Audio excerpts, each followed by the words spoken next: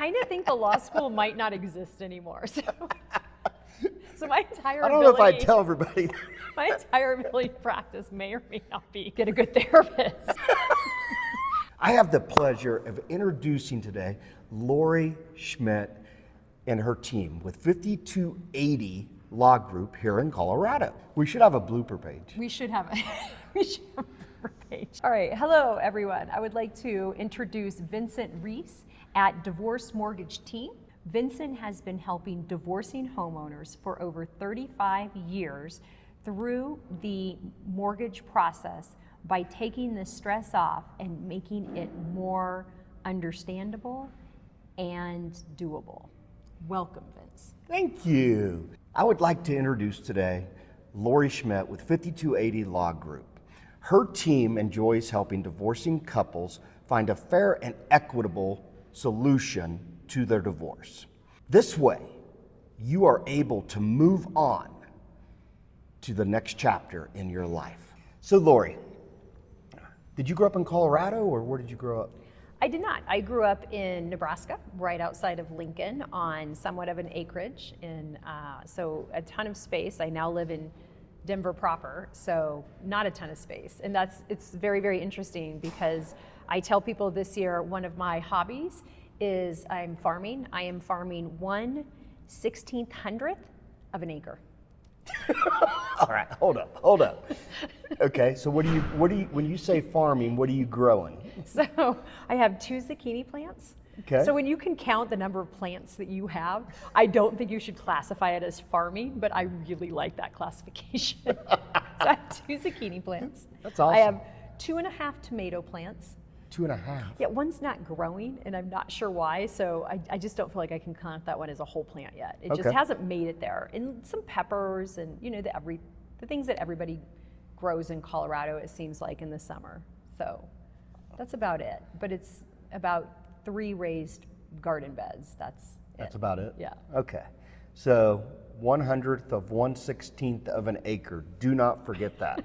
You can do the same thing with 1/100th of 1/16th of an acre. So where did you go to college? I did undergrad at the University of Nebraska Lincoln campus, and I graduated with a finance degree. Okay. And which is part of their business administration program. And through that, you have to take classes on accounting and statistics and financial documents and disclosures. And although I became a divorce attorney later in my career, maybe somewhat later in my career, that information has always been so valuable to have. That's good to know. I didn't realize it about you. So where'd you go to law school? Law school, I went to the school out in California called Whittier College of Law. What is law? Whittier. What is law? I kind of think the law school might not exist anymore. So my entire I don't know if I tell everybody.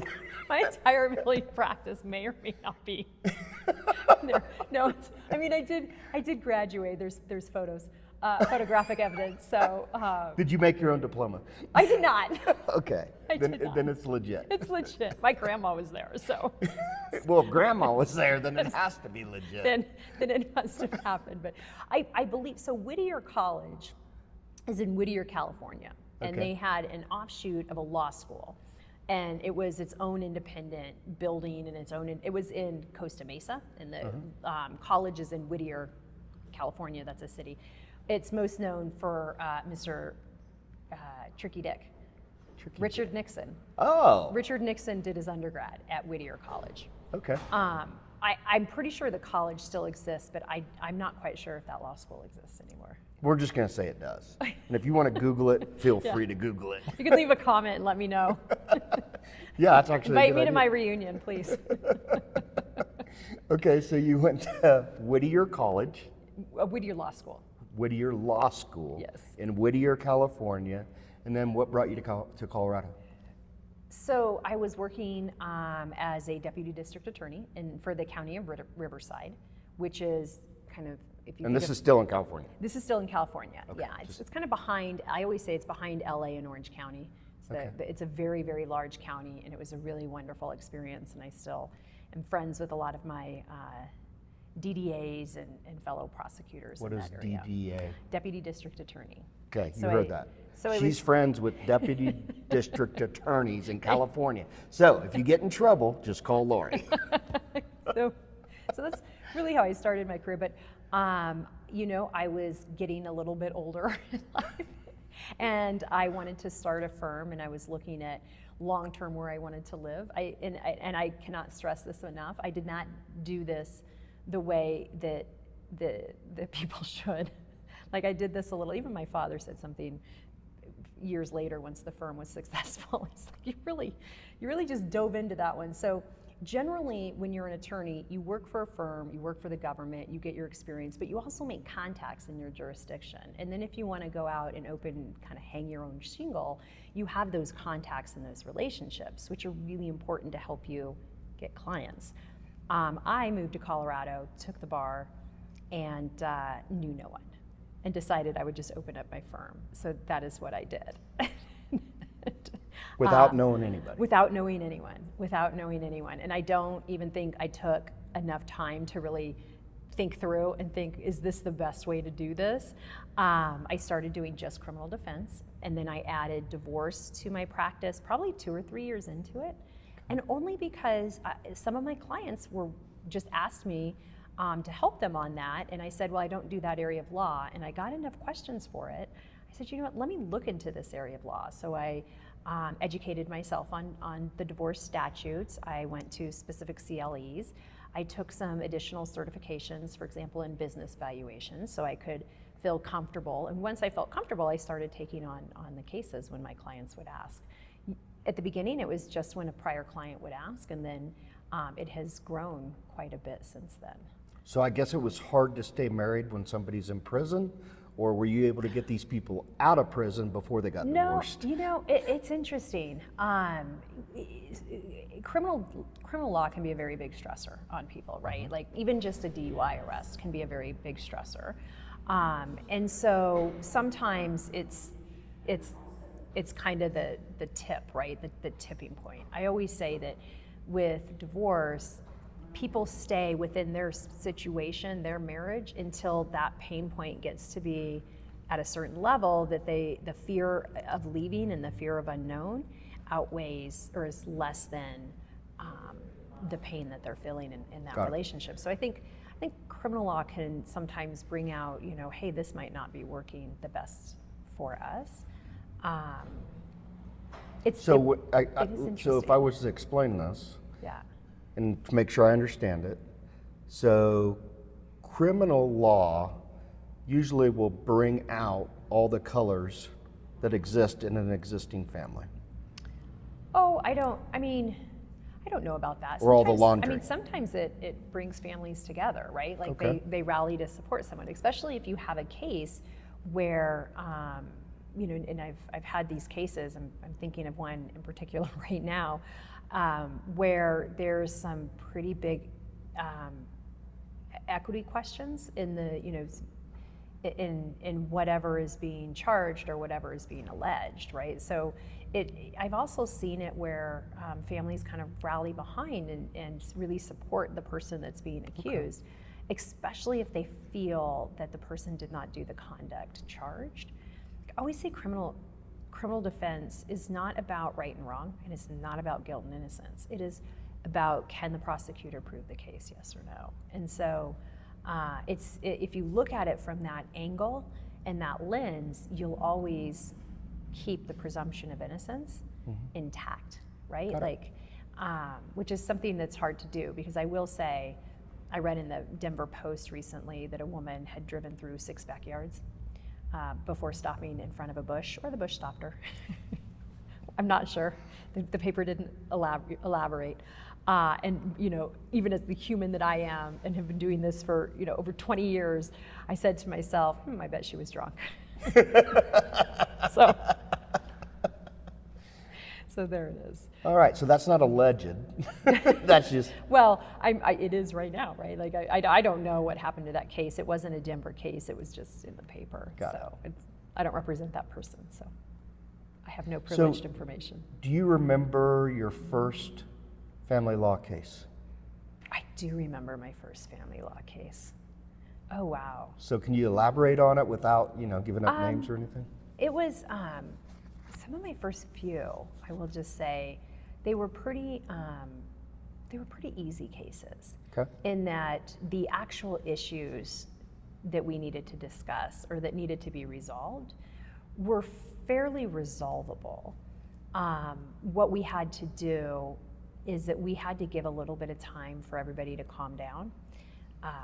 One of my favorite mediators told me one time, he said, angry people don't settle. And there's a lot of truth to that. So you really have to have your client and hopefully the other party in a space where they can let go of their anger so that the case can really resolve. But it was pretty basic. I don't remember it being very complicated. I would like for everybody to hear that again. Yep. Angry People don't settle. Angry people don't settle. Correct. So if your intention is to get through the divorce process, then the key is find a good therapist who can help you work through that anger, because it won't be your divorce. It won't be this divorce attorney. She'll tell you to get a good therapist but I'll say, you're really angry right now. And so is this decision being driven by anger? Do you want vindication? Are you looking for some kind of, something where the court is going to yell at the other party? And I just say flat out, that's not happening. It's not going to happen. In any divorce case, the individual knows the universe about their life, right? And what has happened throughout this marriage. Your divorce attorney, if you have a good relationship with them, will learn about the state of Colorado. So your life is the universe. Your divorce attorney will learn about the state of Colorado.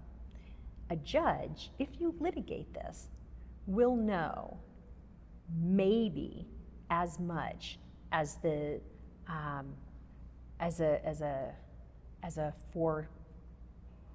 1 mile square block, maybe the city of Denver, but that's so much less than they know.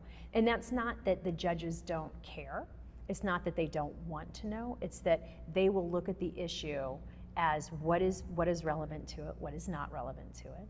And in divorces, we have time trials. So they only give you a specific amount of time. So they say, you have an hour and 15 minutes to present your case, and they mean an hour and 15 minutes. So you split that with the other attorney? That's usually... Is that total? No, that's total for each side. So that'd be like a half-day hearing. In a full-day hearing, you get a little more time. But it's just by design. There's no way that the judge is going to know the universe about your marriage and your life and why you want the divorce and what you think is fair and reasonable. They're going to learn a small amount, but they will not learn that whole ocean I see what of you're saying. information. So facts are what the judge is looking for. Facts are very important. Okay. I always say we don't name call in public. So my brother-in-law stole my car and we didn't call the cops. Does the judge really care? No. Okay, just making sure. Does the judge care? No. You know what? You didn't know where I was going with that, No, did you? I did. I was like, what's going on? So is that car marital property or is it not marital property? And did the wife give permission to? Yeah, I don't know. Depends, right? Like that car could be marital property, but if it was purchased before the marriage and it was never retitled into both parties' names, most likely, it is separate property. So That's a whole nother but topic. that's another whole, yeah. And most people, I think, title or change ownership of cars quickly in a relationship because they want better insurance rates. Okay. Because married versus single, I think. I don't know. That might be. I don't know. You're telling me something I don't know. I'm like, okay, whatever. I just say, Here's the point. yeah. If you have questions, DM us and we'll get the answers. Because I don't know the answer to that one. Yeah, if you want to know if you get better rates, if you're married or single, DM us. We'll find it out. We'll post it on a comment and let you know. Vincent, tell us, where are you from? Are you originally from Colorado? No, I grew up in Kansas. in a small town south of Wichita. Called what? Hayesville, not Hayes, Hayesville, Kansas. Okay. You can't forget the Ville. Yes. Yes. I know Hayes. I do not know Hayesville. Everybody knows Hayes, but no, very few people know Hayesville. All right. What was Hayesville like? So it was most of the people in my town worked for Boeing, because Boeing was in Wichita. And my house was literally 5 minutes from the Wichita city limits. Okay? So it was a commuter town, so you had a lot of people making a lot of money with Boeing, and then you had farmers, a lot of farming community, and just small industry. But there wasn't a lot of business in Hayesville. Everybody went to Wichita to shop. It was a sleeper community. Sure. I guess that's the best way to put it. All right. So then after Hayesville, where did you go to college? So if you can answer this correct, DM us. I went to college in the Little Apple. In the Little Apple. In the Little Apple. Okay. You get one guess what the city Okay. is. All right, everybody, DM us what you think the answer is. I think it's Washington State. No. What's the Big Apple? New York. Okay, and what's in New York? What city's in New York? Manhattan. Manhattan. Manhattan, Kansas. Manhattan, Kansas. Oh, God. I was like Manhattan is not the Little Apple. Manhattan's the Little Apple. Manhattan, Kansas. Of course. Of course. Kansas State University. Go Oh, okay. Wildcats. All right. All right. You like that, didn't you? I did. I did. I was like, all I could think of was apples, and I was thinking, well, Washington State. No, we're the Little Apple. You have to be from Kansas to know that. I'm Yeah, pretty pretty sure. much. I'm pretty We're sure. going to find out. Yeah. Let's see how many other people knew that trivia, that amount of trivia. All right, so you went to school in Manhattan, Kansas, AKA the Little Apple. Yep. What was your major? I had a bachelor's of science with a dual major in finance and marketing. So my dad was a real estate agent when I was growing up, okay? And I'm like, I don't want to show people houses on Sundays. And I like the number side of it. So I've been exposed to real estate since I was probably 10 years old. And I just always liked the finance side of it, the number crunching, the creativity. And so I majored in finance and marketing. Interesting. You said that you liked the number part of it. Yes. And now you're in mortgages. Uh-huh. How did you get into mortgages? Did you start right away, or All right, so visualize this. picture this? Picture this. Mobile home capital of the world, Okay. Kansas. So that's not where I would have guessed, but Kansas. Kansas. Okay, Nebraska, Sure. Oklahoma, where all the Tornado Alley. That's where all the mobile homes are, is in Tornado Alley. Okay. If you actually look at a map, I did not know this, but okay. if you look at a map, it's kind of funny. The safest place to be during a tornado is not a mobile home. No, I would not think so. No, I would not but think so. If you Being look at through tornadoes as a child, I know it's not the safest place. Yes, it's not. So, but Tornado Alley seems to have the most mobile homes. Huh. So my first job out of college in Topeka, Kansas, was collecting on mobile homes. Okay, so there was a company that did FHA loans, VA loans. Oh, sure. And so I got a job out of college collecting on mobile homes. We'd have a list. I'd call them every day, and then we'd go out and knock on doors at the end of the month to try to keep the delinquency down. Oh, wow. Oh, wow. That was before Venmo. Oh, I'm only 25, but I've been doing mortgages for over 35 years. So Don't I look good? Yeah. So yeah, we'd go out and collect on mobile homes. I had that job for a year. Okay. And then I went to work for a finance company called Associates Finance, and they're not even around anymore.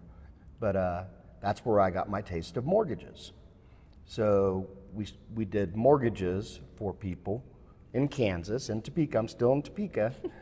And that's how I got into it. How did you get out of Topeka? So, it's not about getting out.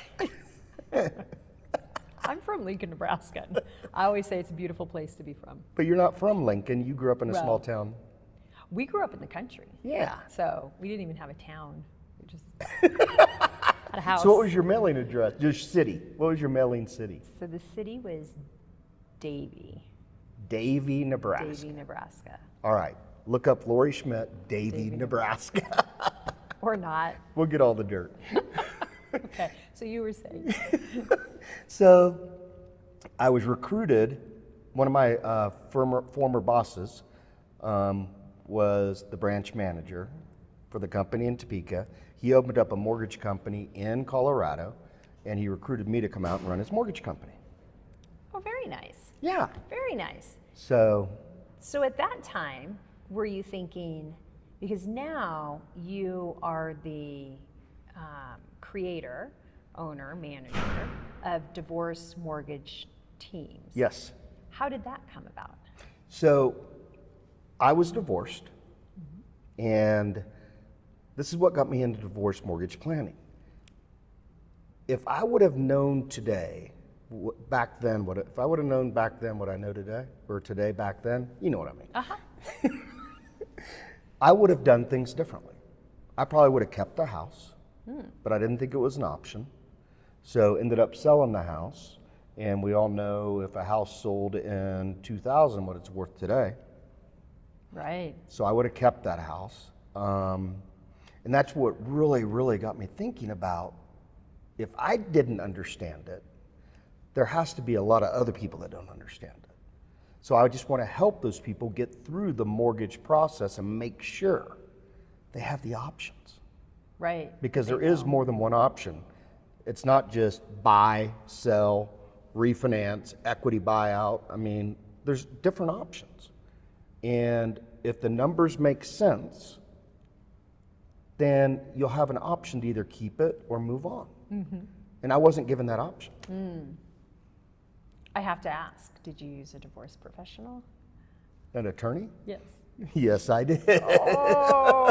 Oh no. Okay, so if you had to, what would you have wished that your divorce attorney had known, or had at least explored? Is it known or explored with you before you made any final determinations? I wish I would have had a clearer vision on the child support, the business buyout, the house, because the payment on the house wasn't that much. Oh, probably not a 2000 mortgage. So I just wish I would have had a clear picture. So welcome, Vince. I have the wrong company name. It's not Plum Creek? No, that is. Joel. The divorce lending professionals. Yeah, Has that been around for 35 years? I don't think so, but I don't know. We don't need to say that. You don't do that. Right. Hello, everyone. I would like to introduce Vincent Reese at Divorce. Actually, let's change that. Okay. Is that good? Very good. I thought that was really good. Okay.